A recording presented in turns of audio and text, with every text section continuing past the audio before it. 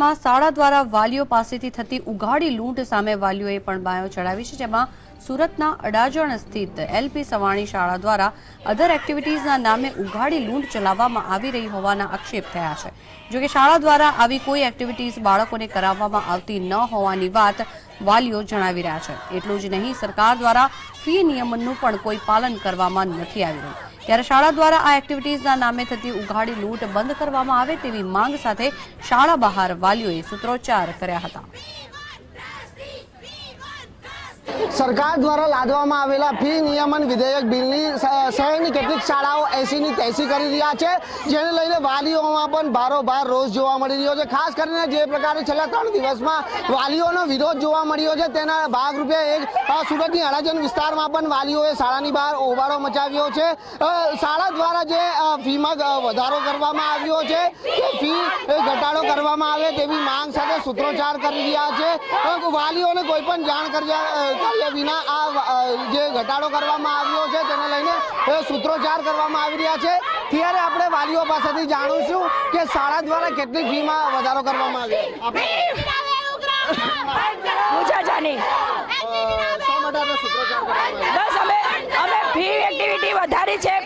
फी ओછી કરવાની રાય છે અમારી, અને એક્ટિવિટી બહુ છે, એક્ટિવિટી બંધ કરવાની અમે રાય માંગી છે। પ્લીઝ અમારી માંગ પૂરી કરો।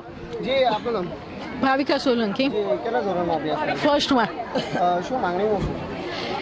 ગવર્મેન્ટ ફીસ કરતાં એક્ટિવિટીઝ ફી વધારે લેવામાં આવે છે। ગવર્મેન્ટ રૂલ્સ પ્રમાણે 3 ટર્મની 5000 જ છે અને એક્ટિવિટીઝની 9000 છે।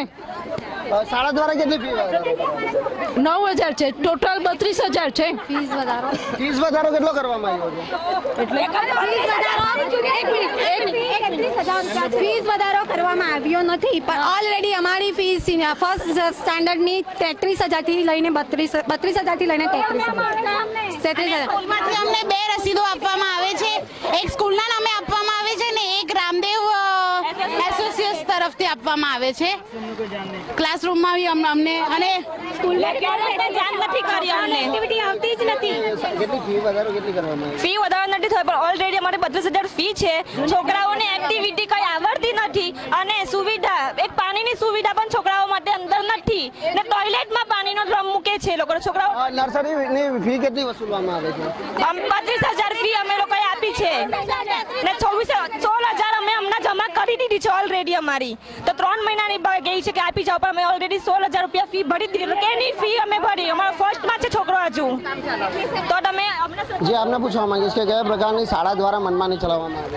શાળા અમારી પાસે જે ગવર્મેન્ટ રૂલ્સ છે એના કરતાં વધારે ફી લે છે। અમારું માનવું એટલું છે કે જે ગવર્મેન્ટ રૂલ્સ અમને લાગુ પડે એ પ્રમાણે અમારી ફીનો નિયમ પ્રમાણે અમે લોકો ભરવા તૈયાર છે। અમે લોકો એડમિશન ફી ભરવા તૈયાર છે, પણ એક્ટિવિટીની ફી અમે ભરવા તૈયાર નથી, કારણ કે એક્ટિવિટી અમારા છોકરાને મળતી નથી અને એની ફી વધારે લેવામાં આવે છે, એટલે અમને જોતી પણ નથી એક્ટિવિટી। અમારા છોકરા સ્કૂલમાં એજ્યુકેશન માટે આવે છે, અમને અહીંયા એજ્યુકેશન જ જોઈએ છે, બસ અમારી માંગ। એજ્યુકેશનની 5000 ફીસ બતાવે છે અને એક્ટિવિટીઝની એ લોકો 10000 ફીસ બતાવે છે, તો એક્ટિવિટીના 10000 ને એજ્યુકેશનના 5000 કોણ ભરે? એજ્યુકેશન જોઈએ છે, એક્ટિવિટી તો જોઈતી જ નથી। તો 5000 10000 15000 ની જગ્યાએ તમે ઓલરેડી 35000 રૂપિયા ફીસ લે, વધારાની એક્ટિવિટીઝના નામે કેટલા રૂપિયાની ઉઘરાણી કરવામાં આવે? સમજી લો ને, 5000 ની સામે 10000 એ લોકો એક્ટિવિટી લે છે, તો 35000 ની સામે કેટલી લેતા હશે એ લોકો? 20000 ની એક્ટિવિટી ફીસ હશે, 15000 સરકારે નક્કી કરેલી છે।